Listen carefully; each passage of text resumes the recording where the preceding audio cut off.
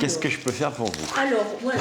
C'est la question rituelle que Thierry Jules pose à tous ceux qui entrent dans son bureau. Cet après-midi, c'est Myriam qui sollicite l'écrivain public. Impossible de mettre les factures à son nom car elle n'est pas divorcée, seulement séparée. 14 ans que cela dure. Une fois, à EDF, ils m'ont dit non, parce que monsieur n'est pas mort. Ce que j'ai trouvé aberrant. Thierry rédige les courriers et conseille Myriam sur la marche à suivre. C'est plus facile. Pourquoi? Parce qu'il a mieux l'habitude. Il fait ça tous les jours.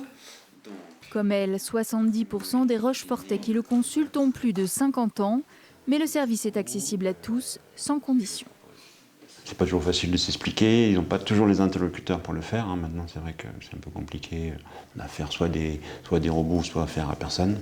C'est vrai que des fois, on ressort, il n'y a pas eu d'écrit spécialement, c'est simplement une explication, une compréhension. Puis des fois, il y a un besoin immédiat et concret de sortir une lettre, de sortir un courrier, un CV, ou un dossier à remplir. Et là, sur la rentrée, les problèmes administratifs, c'était plutôt des familles. La communauté d'agglomération Rochefort-Océan emploie Thierry en tant qu'écrivain public depuis octobre 2023. Un dispositif rare pour pallier le manque d'interlocuteurs dans les services publics. Il y a eu la mise en place des conseillers numériques qui peuvent aider pour les démarches, aider à comprendre comment ça fonctionne. Mais après, il reste encore aussi des échanges à faire par courrier quand il y a des demandes à faire. Et le courrier écrit, c'est encore une autre démarche. Mais encore faut-il savoir à qui on doit le faire, comment on doit s'adresser en fait à telle ou telle personne ou tel organisme. Donc ça reste très compliqué.